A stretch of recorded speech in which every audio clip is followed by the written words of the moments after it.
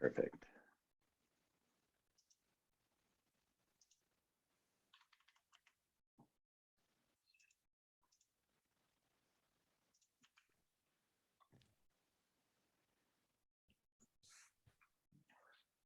Maybe, Paul, right when you start, you can remind everybody you're recording too again. Sounds good.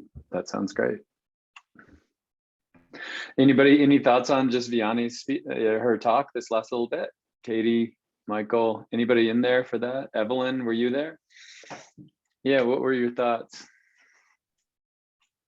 I had thoughts. I was an engineering major in college and I didn't make it. And so way to go, Vianney, that you, but what she described, her experience in college is exactly my same experience. Yeah, it's just ramps up so fast, like the math and all of that ramps up too. Yeah. My wife Laura was an academic advisor at the mechanical engineering department here at Montana State, and a lot of kids come into university not really knowing just what the job is, like what does it entail. And so just giving, I liked what she said of just like, tell me the pathway and what avenues I could have taken. I think it's always good to know the pathways kind of that are there. I think that's super For me, it was also intimidating to be the only girl in many classes. Totally. Yeah. My daughter just last week completed her studies in materials engineering, and she's the only woman. Yeah. She gets to blow stuff up for a living, but she's the only girl there. No, it's weird. Yeah, you don't want to be defined by your gender. Like, yeah. You just want to be this engineer or this engineer or the thermal energy engineer. Yeah, so like that's yeah. And working in such a male-dominated field, there's, when it's all guys, there is a sense of a boys' club, and she's had to negotiate how to handle situations that men become very comfortable having that woman there, but then they don't always think there's a girl here. We shouldn't say certain things. Yeah. Gotcha. No, totally. So I think we might get started. Thanks for coming. Thanks for showing up. We're going to, as we think through this session, I put together a lot of tools and some mini lessons that I'm going to use to kind of get into engineering if you're just getting started. Also, I want to build a bunch of time in at the end. So if you have questions or more reflections, just like Evelyn and I and Katie were talking. So if you, as we go through this, could you just write some of those down? If you have some reflections or questions that you want to throw to us, I'm going to try to dedicate that last 20-minute chunk to just us kind of sharing with each other and communicating with each other. But let me start by sharing some slides and some ideas to kind of get that conversation going. As we go, the easiest thing for you to always do is communicate in the chat. That makes it easier for me to kind of see what's going on. So let me try that one more time. There we go. Katie, can you see that? Can you see my slides? The wonder of science. Oh, thank you so much. Perfect. So if we go back to just our title for the day, what I titled my talk is Engineering a Better Future, the Importance in Teaching, Learning, and Design for K-5 Students. And I think I couldn't say it any better than Vianney did. Like having a teacher say, you can do this is the single most important thing. I think we underestimate what we can do and the impact that we have. Teaching's a job where you do all this work and then they go and you never get to see them. It's not like you're a farmer where you get to see the crops. They literally are gone. And so sometimes you don't know what impact you're actually having on them. A couple of things to share right away. I know a lot of you have been to these workshops before. And so I'm aggregating all the work that I do on the Wonder of Science. That's the website that we use to curate all of our work. And we put together a page for today called the wonderofscience.com/try. Laura, if you don't mind putting that in the chat, it would be great. I'm going to show you some new resources, some new cards and posters that I've made just in the last few days that will be on there as well. And so the way that I do my work is work with a lot of schools doing NGSS, and then everything I make is on there for Creative Commons, so other people can use it as we go. If we start with just a quick story, my own story, I travel quite a bit. And so as I travel, there's always a shower that I have to experience, and the shower is going to be a little different than any other shower I've seen before. So I don't know if anybody's ever been in a shower like this before. it took me like, I don't know, 5 minutes to figure out how to turn it from the bath to the shower. And I also wanted to make sure that I took a photo where I was fully clothed, so there wouldn't be like a reflection of me taking this photo in there. And so if there's ever anything in our lives where we don't know how to do it, I would call that's bad design. And so this one had a little sticker that I eventually found, and it said, you have to pull down on the spout to actually turn it on. And so I think when we talk about engineering, we isolate it away from our lives, and it's not. Like, engineers make the world that we live in. Engineers made Zoom, engineers made your computer, engineers made the chair that you're sitting in. So design is what we do. This is another shower that I saw in Montana. This is a shower that I saw in Ecuador that was terrifying. I'm sure some of you have seen ones like this. This is a shower that I saw, I think it was outside Chicago. And I thought this was the silliest design until you really start to see what it's designed for. So it's handicapped accessible. So if you think about it, it's good if you're in a wheelchair to be able to adjust the temperature and get it to the right temperature before you actually jump in. And so one thing just traveling the world is you see there's lots of different answers to how do we get water to just pour on your head. And I think that's another thing that's important to note about engineering is there's no one right solution. So there's going to be many solutions, and all of them are going to have trade-offs along the way. I want to kind of build on what Evelyn and some of us were talking about just a second ago. Here's some actual evidence. And so this comes from the US Census, but if we look at women in just employed in the US, it's around 50%. So about half of employees are female or identify as female. If we look at the STEM, that number is going to be way lower. And if we break that apart, this is where I think the data gets very interesting. So if you look at women who are going into science, social sciences, they far outnumber men. And if we look at women who are going into mathematical work or life and physical sciences, it's approaching 50%. So this is not a problem with science, and this is not a problem with math. This is a problem with two real specific fields, computer science and also certain types of engineering. And so it's a problem that I'm going to make a bold claim that we can help solve. And what I think the problem is that girls are not hearing all the way from K through 12 that you could be an engineer. Like, they're hearing you could be a mathematician, you could be a scientist, like they're doing those every year. But since they're not hearing, I could be an engineer, I could be a designer. Right now, what we're doing is engineering. It's just not a pathway that they necessarily are always thinking of. And then Vianney also talks about other things that are in the way, like those 80% of male engineers are impediment to that as well. And so what I would argue we have to do is be more specific about that we're doing engineering right now, and we have to talk to kids. That's something I learned late in my 20 years of teaching, is I would go to kids who I thought, you could be an engineer, and tell them that. Or you could be a scientist, or you could be a teacher. That's something that I didn't used to tell kids early in my career. Like, you can make a difference, and you have to kind of say that to the students.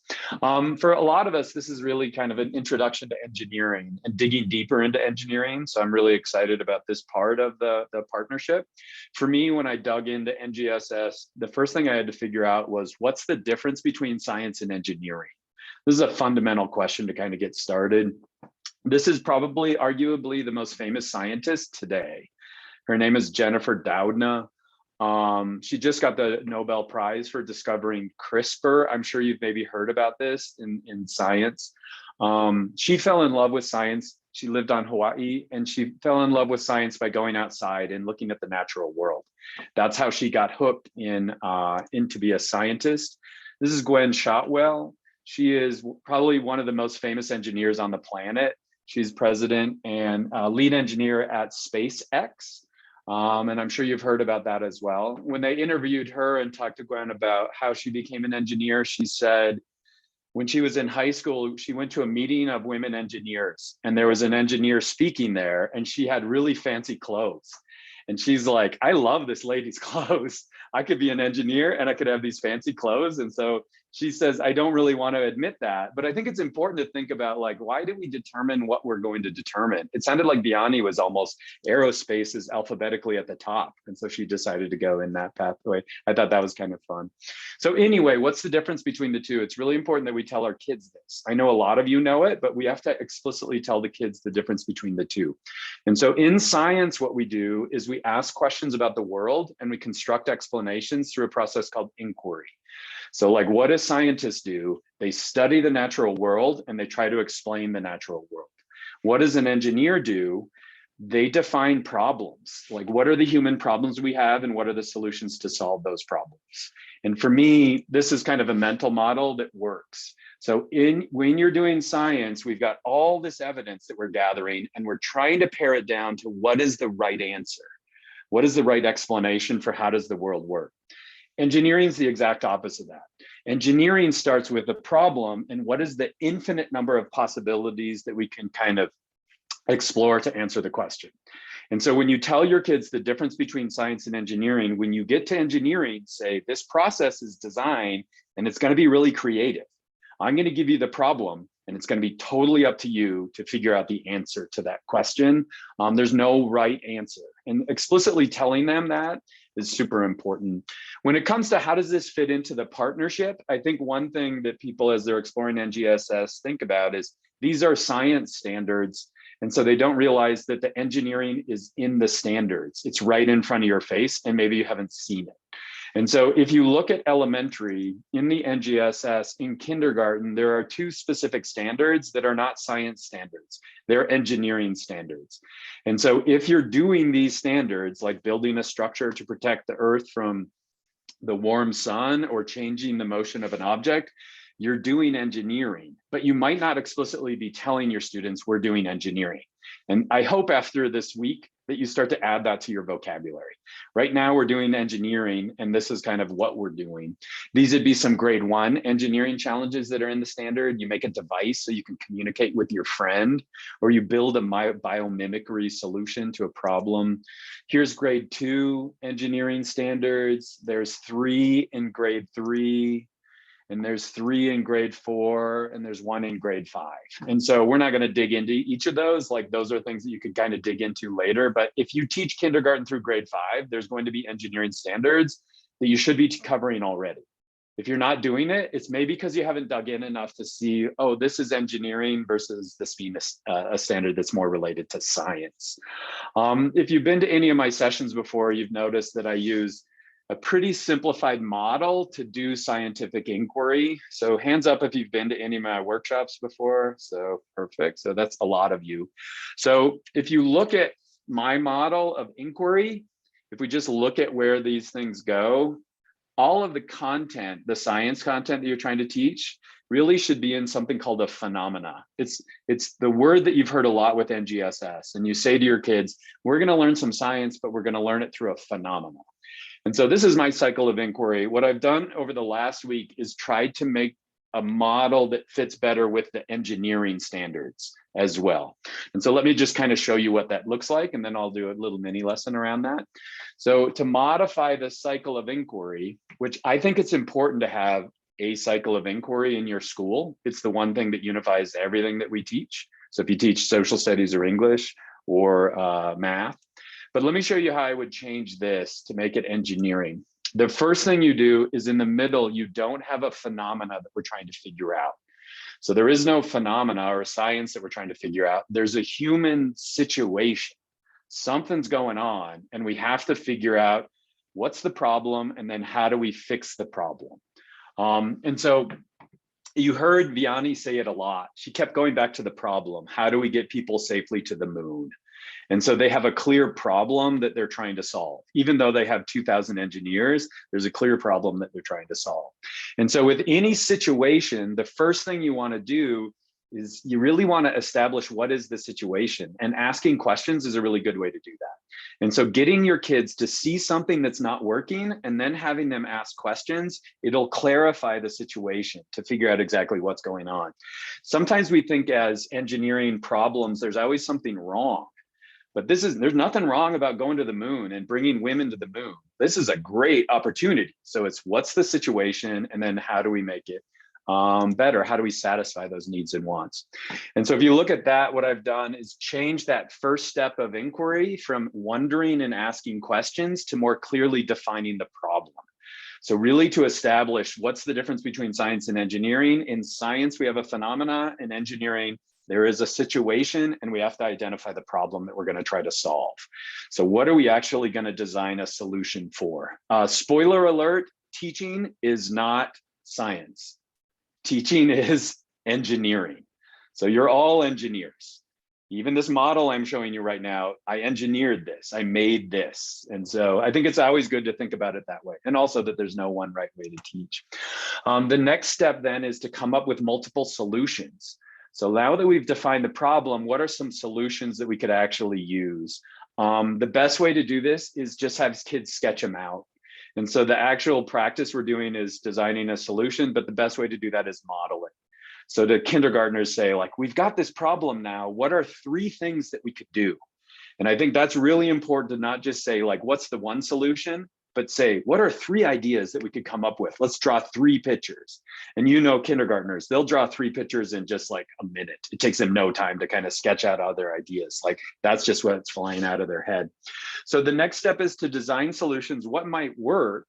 The next step is then the same as it is in inquiry. We do an investigation, and we investigate all those different solutions, and we optimize the perfect solution. So we come up with that one solution that is going to, like, solve the problem. As always, it's a cycle. So I would imagine that solution leads to more problems, and then we just kind of refine that over and over and over again. And so for me, I think engineering is not like a totally new practice that we have to do. We're just trying to modify a couple of the practices in the NGSS to allow us to kind of dig more into this idea of engineering. What are the big switches? We stop asking questions and we start defining problems. What's the other thing we do? We stop trying to come up with an argument of what's the right answer, and we come up with optimized solutions. So that's kind of the big switch on why they're doing that. Hopefully that gives you a little bit of clarity. One thing that I've done is I've found that all of these things cannot just be learned on their own. So they have to be made explicit. And so the easiest way to do that is through explicit mini lessons. And so what I'm going to do, let's see if this works. I'm going to switch cameras, and I'm going to go over here. So hopefully you can see these cards. Can you guys see these cards in my hands, kind of jiggling the cards? Does that work for you guys? Really cool. Awesome. So these are some cards that I've made. So you could explicitly start using this and playing around with these. And so in that website, these would be called the engineering cards. They're just like the science cards that you've maybe seen before. And I also put some posters there, so you could put kind of these on the wall if you wanted to. And so what's nice about the cards is not only can you use them and go through a cycle, but you can also start thinking about what does it mean to define a problem? And so as we look at any of these, if we look at the situation one, we're really looking at what needs to change in the situation. What are the human needs, or what are the human wants? If we look at the next step, which is defining problems, this is what you say as a teacher. So the tops of these cards is teacher talk. So this is the language that you could use with students. So, okay, we've identified the problem in the situation, but what are we going to design? So what are we going to make? And so what's the problem that we're actually trying to fix? On the backs of each of these cards, there's also a rubric for what it is to define a problem. So this is always like a 3-point or a 4-point rubric on the back for you to follow. Now, why is that important? This is not for the kids to necessarily read, but for you to read the back of this. So when you're teaching kids how to define a problem, you can start to build mini lessons that kind of have these bits in it. So we go from defining a problem, designing a solution, investigating it, and then optimizing the solution. And so that's kind of my cycle. But I would encourage you, this is the first time I put these out to teachers yet, these engineering cards. And so I would encourage you to try it, play around with it. We're recording this right now, so I'm going to go through and we're going to do a mini lesson together. So I'll just do a mini lesson on engineering, and you guys will be my students. And it's something that I'm doing it just so you could kind of model something similar with your students. So you could teach them kind of in a similar way. That's kind of my intent. Let me kind of go back to an actual situation. So go back to here. So we're going to start with a situation, and I'll just start with a little mini lesson. For you all, it would be great if you could find the chat. That would help me a little bit. So in Zoom, if you could find the chat. And then I'm going to have a little bit of audio. So I got to make sure I turn that on as well. So audio, perfect. And we'll start here. So can you see me sitting next to the sidewalk? Does that show up for you guys okay? All right. Yeah, perfect. So this is me in Monterrey, Mexico. I was going to visit the school. And I've got a little bit of a situation here, so let's just watch. Okay, so we've got a little bit of a situation here, and so that's the video. You don't get much. Let's just, gotcha. So that's the situation. So you're in the chat. Any ideas on what the situation might be?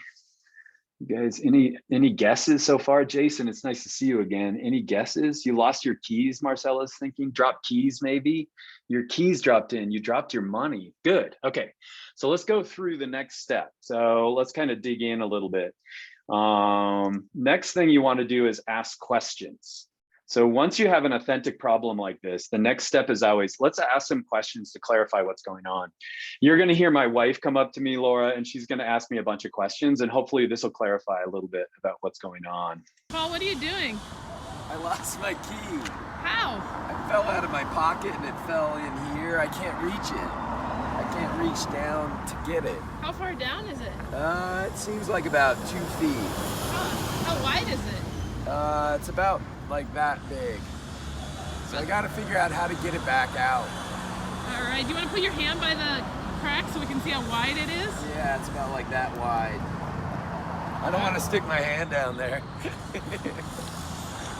All right, so if we go back to this, so this was one, I mean, it's kind of staged because we were going to do a grade 1 lesson about how do we get the keys out.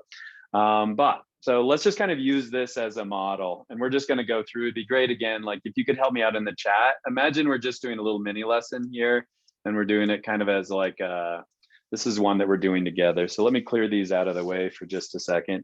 And the first one we're really going to work on is we're going to try to work on defining a problem and how do we start to define a problem. So the first thing that you should always do, one big thing, never feel guilty about doing direct instruction like I'm about to do, to teach them how engineering works. I think there's sometimes a tendency that kids have to learn this just by doing, and they'll never learn what criteria and constraints are. So you have to kind of teach these things through direct instruction. Then you let them go crazy with it. So we're going to start with this, defining the problem. And so I'm going to define what the situation is. So to the students, like the situation is this. This was kind of me on the side of the road. If we were to define the problem, let's try that in the chat. What do you think the problem is, class? We're just kind of role playing a little bit. Thanks for playing along with me. What is the problem?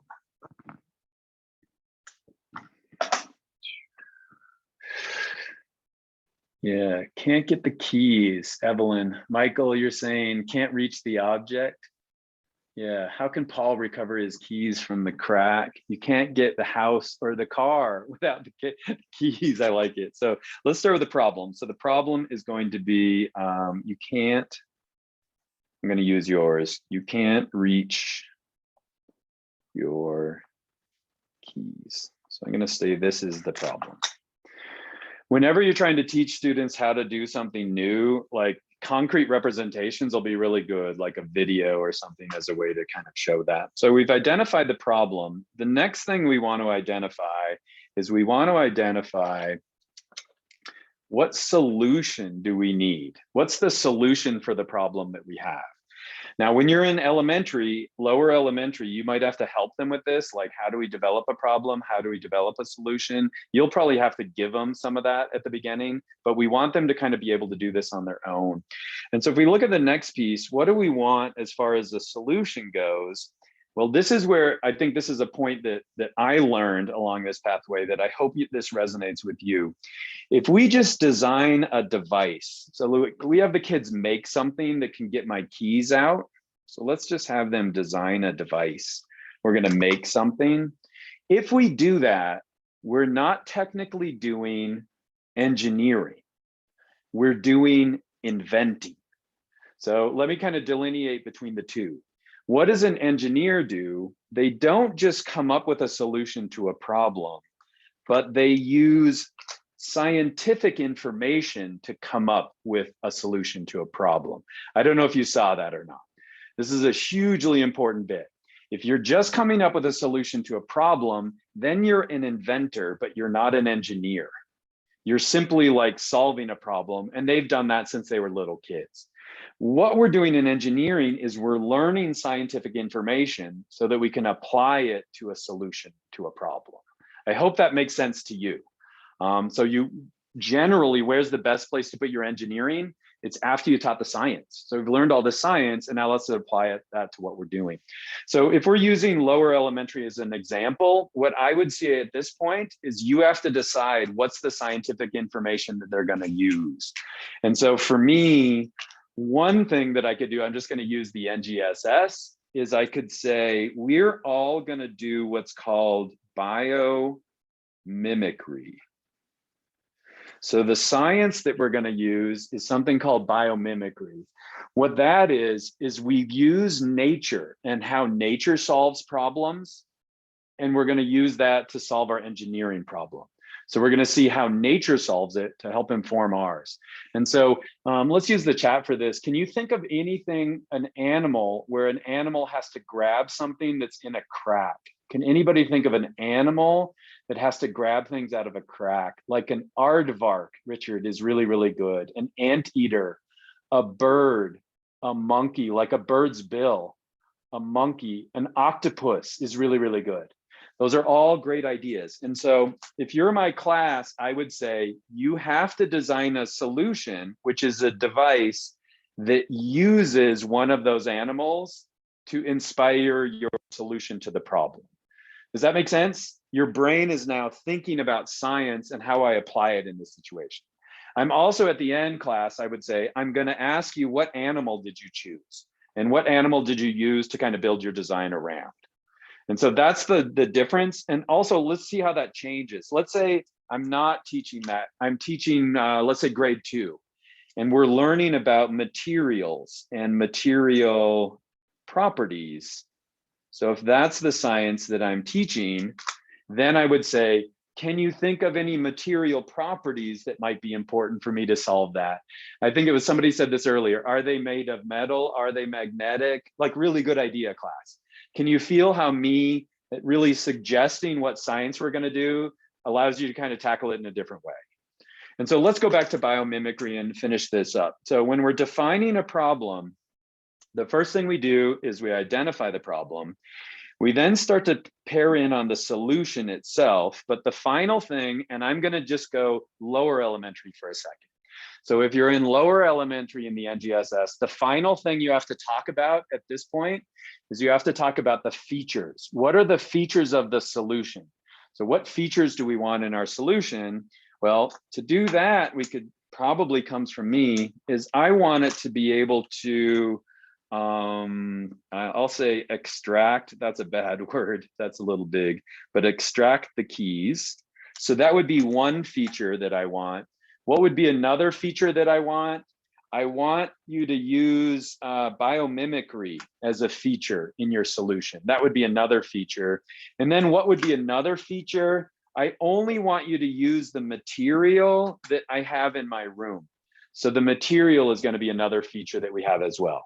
So you might come up with this really cool idea to use a robot arm, but I don't have a robot arm in my class. And so you're going to have to use just the supplies that I have here. Why that's really important to start talking about that is that's eventually going to become a constraint. What's the next thing that we do? So now we've defined the problem. The next thing I do is I give you creativity. So could you help me out on this, class, for just a second? Think of a solution to get my keys out that's based on an animal, and then type that in the chat if you don't mind, class. Just come up with a solution to a problem based on an animal and then post that in the chat. Michael, nice work. A sticky rope mimicking the sticky tongue of a frog. That's really good. So we got the tongue solution. We've got the crab pinchers solution. Thank you for that. So we got these crab pinchers. And then we've got chopsticks, Mindy, like these long chopsticks, like a long-billed bird. So chopsticks. So if I put these up, what do we now have? I've got 3 solutions to a problem. And so what we're here doing is designing a solution, and you've come up with these 3 solutions that we have. What's the next step? We would have to, are you with me on this? Investigate those. So let's test them all out. And so the way I did this in class is I built a little fake crack in the room. It was just made out of a couple of garbage cans. And then they built things out of like just supplies in the class. And then they tried to get the keys out. And then they go modify it, and then they try it again, and then you go modify it. So like, how do I figure out what is a good solution? Are you with me that I have to run those solutions past the features? So this is your rubric for what makes a good solution, class. Like, did you extract the keys? Did you use biomimicry? Did you only use the materials that were in the class? So if we look at that, or if we look at this next one, like how well did they really match up? Awesome. So that's the end of really like a cycle of engineering, but that would be kind of K2.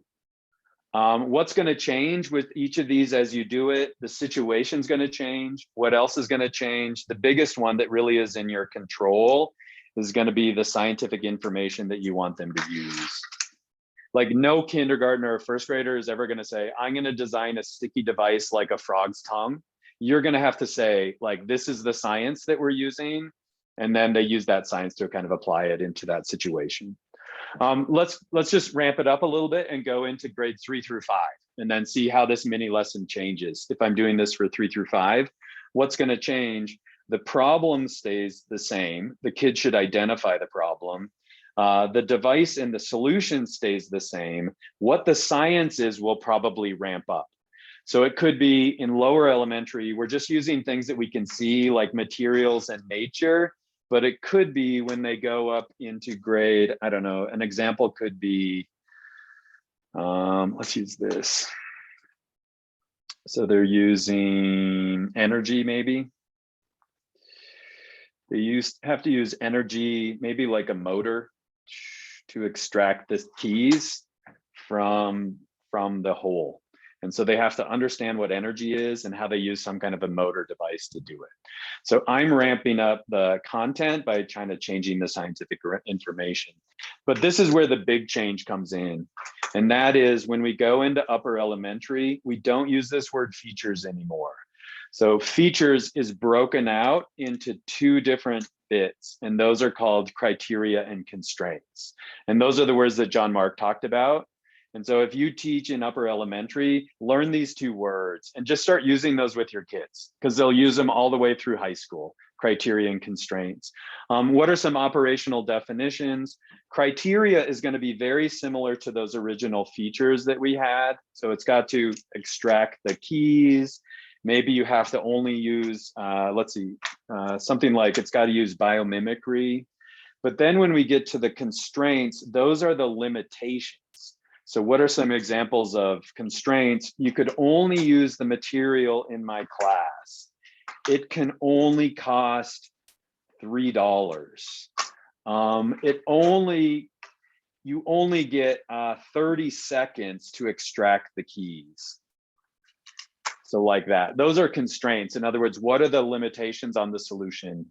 And so as we kind of design a bunch of solutions, how do we evaluate those? Does it meet the criteria? And then what's the next thing? Does it meet the criteria within the constraints that I'm given? As they move through elementary, they should be able to do more of this autonomously. Like they should start to see situations, identify problems.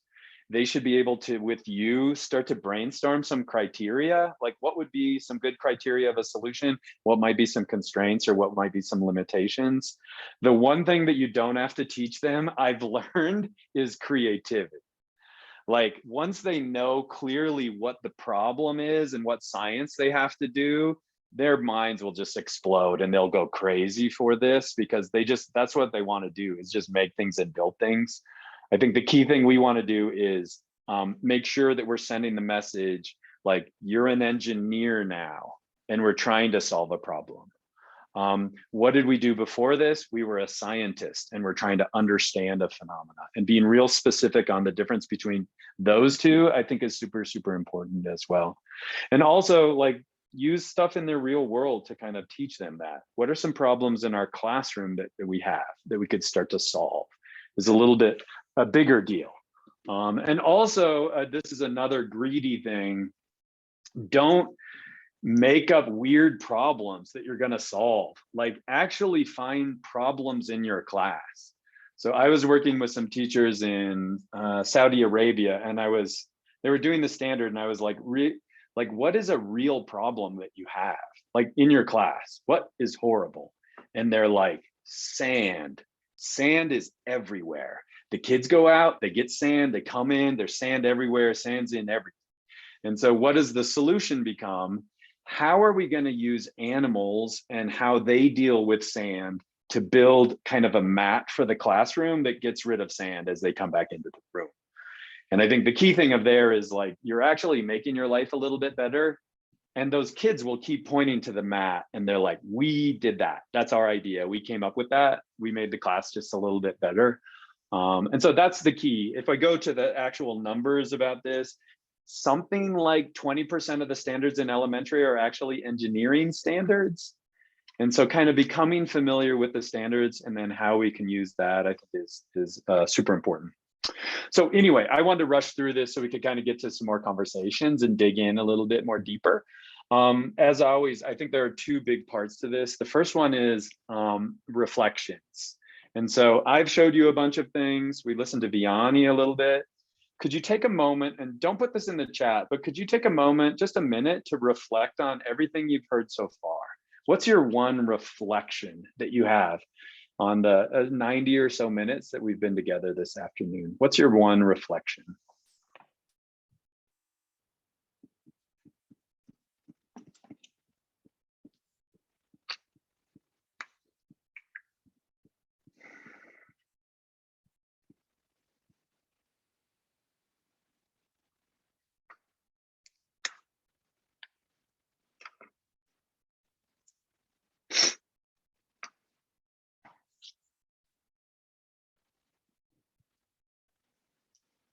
Alrighty, the most important thing is that kids have time to individually do what you just did, to just think for a little while before we rush them on to the next piece. What are some reflections? Anybody mind sharing? You could throw them in the chat if you want to, or unmute. That would be the easiest thing for me. Any reflections? Science and engineering is different, Andrea. They need to be aware that they can be an engineer and become an engineer is a cool reflection. The tools you have provided to guide student learning. What are some other reflections that you came up with that you don't mind sharing? For me, I feel it was understanding that the difference between engineering and inventing. I think that one kind of, like, it connected. Yeah. Because in my classroom, I feel like we do more inventing than we do engineering. Yeah, Laura. Hey, Laura, do you mind jumping on and just telling me that, like, how freshmen would talk to you about CAD and that? Do you mind jumping on? So my job before I quit and started working with Paul was working with the mechanical engineering students who were incoming freshmen and sophomores. And most of them had done a lot of classes where they were allowed to invent, but did not have to apply any science or math to their inventions. And so when they came to MSU, they were really shocked and surprised in learning what engineering was. A lot of them didn't really care for science at all. And so just helping them understand that engineering is going to be using your science. And some of them decided then that that wasn't what they wanted to do, but a lot of them were like, that makes sense. And then they, had to really spend some time thinking about science. But it really is like something that they did not know until they came that first semester to college, what the difference was. That's interesting. Yeah. And it's also like, we almost heard that reflected in Vianney and what she had said earlier. She was like, I didn't know it would be hard, like the calculus classes and things like that you're going to have to take. What are some other reflections? Using the language of engineering is important, like criterion constraints. The interrelationship between science and engineering is another. Natasha's kind of getting on with that as well. Encourage science and engineering for all students from the very youngest grades. Phenomena in science and situation. Rocio is another kind of takeaway. We do a lot of this unconsciously. Yeah, who is that? So we do a lot of this unconsciously is a really cool reflection. Do you mind kind of digging into that for a second? Yeah. Well, I am an engineer myself, so I teach science. So I think I do a lot of this unconsciously, just not putting the steps in place, but I do go through very similar processes in many ways when we're teaching. Yeah, that's interesting. Yeah, like it's the whole thing of like, what are the constraints of my lesson? What do I have? What could I use? How much time do I have? Is that kind of what you're saying? And then like, so like making those bridges to our lives and what we do. Yeah, you are an engineer. That's really good. I like that. How you can still do explicit teaching in engineering, helping them learn the science concepts that then they can apply. Don't need to teach creativity as a takeaway. Solve a real problem in your classroom or your school. Even designing your week of lessons and how to pace learning through the day, week, and year is really design. It's engineering. Difference between focusing on the phenomenon, the science, and the human needs and wants in engineering. So it seems like we're resonating around similar things as far as reflections go. One thing that's important to talk about, just the word design is an important one. At our school, when I taught at high school here in Bozeman, we had a class called Design, and it was a really popular class. So the number of females and males was similar. And they were like doing computer aided design, a lot of different things. And so it was about parity. They got a grant and they got Project Lead the Way grant. And so they had to change the name of the class from design to elements of engineering. And the number of girls who signed up for the class just dropped down to like 5% of girls signed up for it. So if it was called design, it was really like, I'm a designer, I can do that. But engineering, I think somehow it just has these weird connotations that it's like, you can only be a male to be an engineer. And so, yeah, using that word design, I think could be a big one as well. It's the process that we're doing. Alrighty, so next step that I wanted to do is, could you take a second, we've reflected a little bit. What is your one burning question? So we've just gotten started, but like, what is your one burning question that you have around engineering? Could you take a minute to just kind of jot that down? Don't throw it in the chat yet, but if you could, like, what is your one question that you're really wondering about or interested in? Because this is an engineering. Yeah, let me frame that one more time. Do you remember when I was sitting next to that crack on the road and my wife came up and she asked question after question after question after question to better define it? The whole point of this NGSS partnership is to solve this problem of how we do engineering. And so the questions that you're about to ask will help us frame the problem. It's not that I'm going to necessarily always give you the answer to your question, but it'll help us frame it more deeply. That's meta.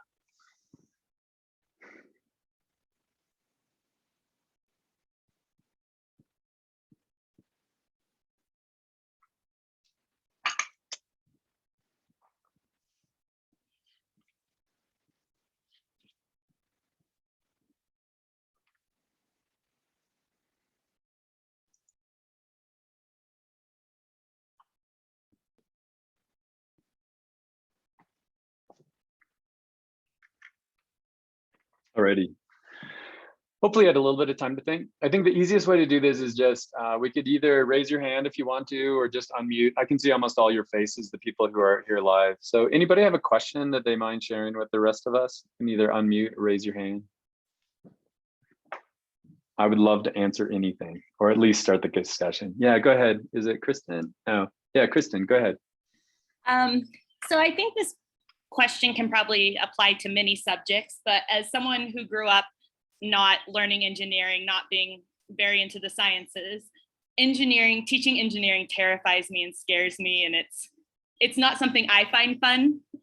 Right. And I want to know how to, make it fun for the kids, how to surpass my fear of engineering and be a good teacher for my students. No, that's a really, really good question. I think that's the big paradox of elementary education. So many of us got into it because we have a love of maybe literacy or numeracy, or like just didn't work out the engineering pathway. And so like, it might not be our passion. And so how do we get kids?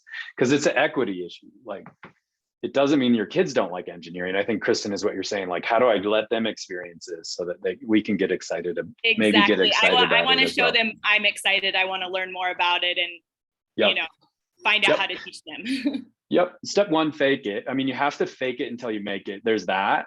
Like, and I would start with some of the real simple challenges that I think Heather had mentioned before. Like, we're going to do the marshmallow challenge, which is you're building a tower that's made out of just spaghetti and one marshmallow. And we're going to start that. It's a really fun activity to do. And it's just like, we're just gonna, you've got some constraints. I'm only giving you these things. You're gonna try to make this as high as it can, and the kids will get fired up about it. Everybody wants to kind of build a tower. And so that's, so starting with something like that, I think is important, of just making it about, let's just try to make a really big tower in 20 minutes and see how that goes. There's a cool TED Talk on the marshmallow challenge as well. Like, the kids who do best in this, better than engineers, better than anyone, are kindergartners on this challenge, because when they hear it's a marshmallow challenge, they grab the marshmallow right away and start building little iterations around the marshmallow.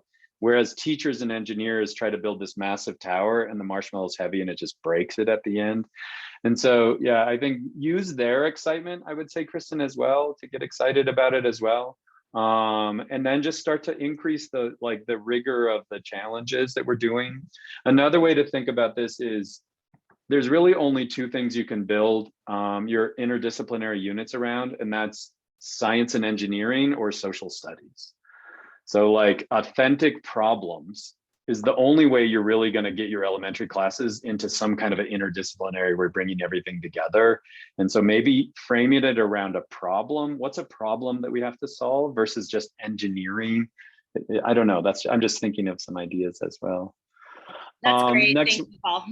yeah, I'm a preschool teacher. Do you suggest we prompt the problem or allow kids to come up with it? I love the idea of just a situation. I've seen that just work really well with kindergarten and lower elementary, of just showing them, oh man, this isn't working. They love to tell you what's wrong and identify the problem. I think the thing I've learned with that lower elementary is they don't know what's a problem or a question or a wonder or a thought. I don't know if that resonates with all y'all, but it's like, they don't know what they're saying, but it comes out beautifully out of their head. So I think that would be the biggest thing. And then when they say that, you say, oh, you've identified a problem. You're right. This is a problem. And then we put that on the board and let's try to solve that problem. That's at least worked with me. What are some great mini engineering experiences we can curate for our younger learners? So when they reach the upper levels, they can do a longer engineering cycle. That's a really good question. Yeah, I think the one thing I would always caution you on is try to be true to the standards. And the reason why is, if you're not using an actual standard, all the kids won't be able to engage at the right level. So like, when I've done this lesson on first graders building a device based on an animal, all the kids can do it because they thought about what can the kids handle academically and at the engineering level. Whereas if you kind of just go for like, man, maybe they can do this or not, it might not be at the age appropriate level, and you might be stealing a really cool design from somebody that builds like a whole unit around it later. It's a lame thing to say in education, but kind of stay in your lane, like choose the standard and then really dig into that and try to make it as local as you can. That would be my biggest piece. How much science do you need to teach prior, or do you teach the science through the engineering? That's a really, really good question. I would argue it's way better to get the science out of the way first and then come to the engineering second. So to frame that, I think a better way to kind of, let's just go to the example of my keys are stuck in a crack and we're going to solve that problem. What I would say is, at the beginning, I'd say, we've got this problem that we're going to solve at the end, but we're going to learn a bunch of science about how living things use structures to get things that they want or protect themselves. So you can then kind of build the whole unit on learning about animal structure and function. But all along the way, you're saying, oh, what did we learn about the octopus? Or what did we learn about the gecko structure or the crab structure? Maybe you could put that in your engineering notebook and we could use that at the end to solve that problem. So I think one reason we put problems at the end is they anchor all the learning that we have kind of going along. I guess that would be my biggest piece. And also, if you ask them to make a solution that has a science in it, if they haven't learned the science, it makes it really difficult to do that application of the knowledge as well.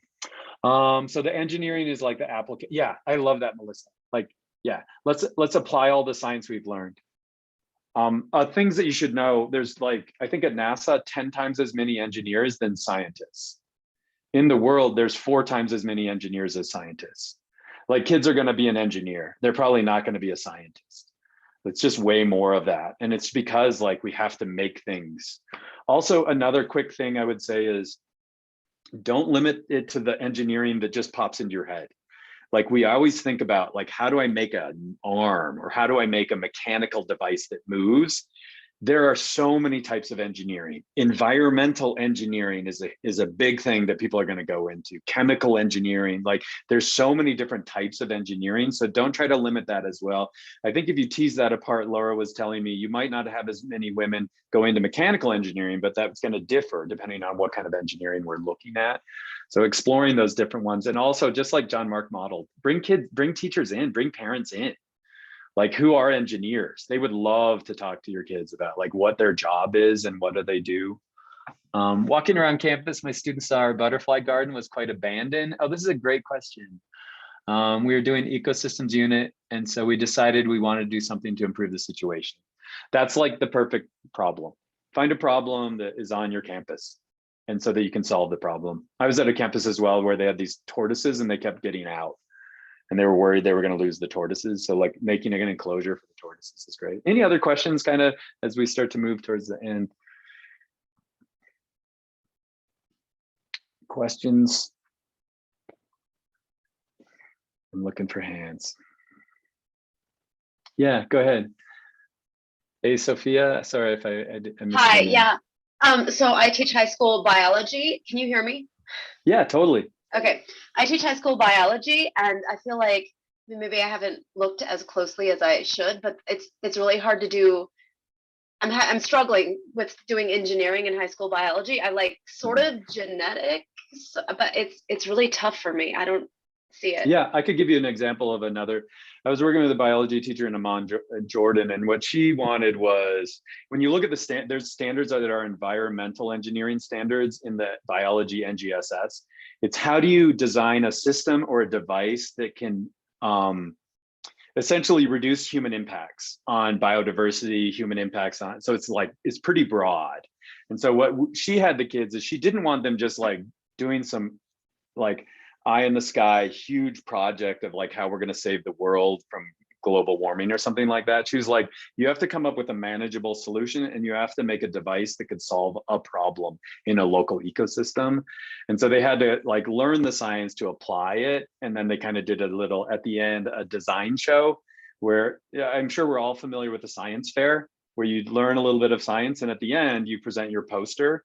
That's not what engineers do. What engineers do is they're given a set of criteria and constraints, and then they come up with a design poster. The one thing I would add that is not in a science fair is there's always a client. So there's a person who they're working for. And so like quick example to turn, and this might maybe more be applicable, but we were in Barcelona, and it was a middle school lesson, and they were learning about thermal energy. And so they brought a woman in who deals with the homeless, and they're trying to make low cost shelters for homeless to sleep in.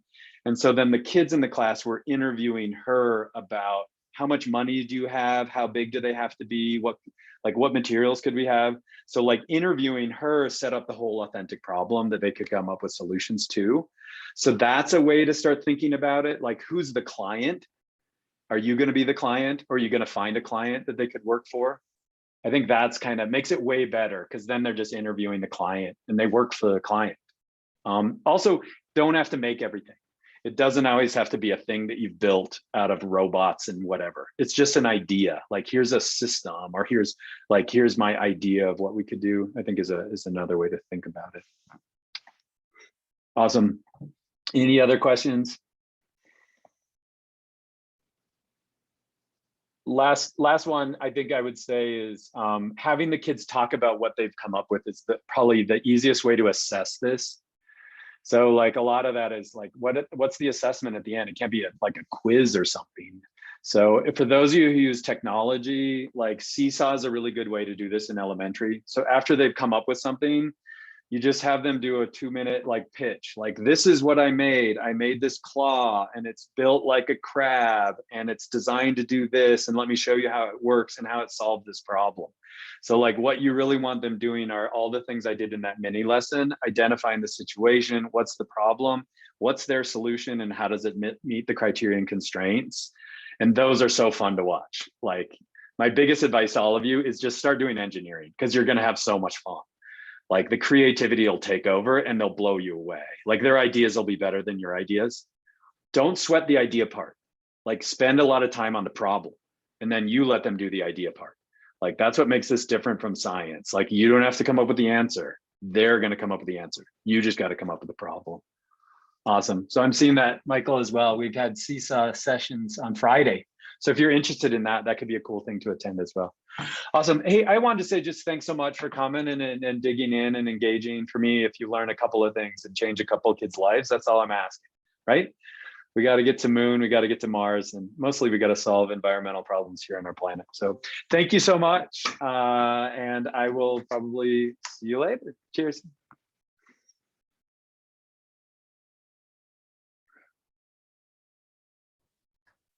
Thanks, Paul. Thanks so much. Thanks. Thanks, Paul. As usual, Thanks, always Michael. amazing. Very Thank helpful. you much. Yeah, we'll see you in a bit.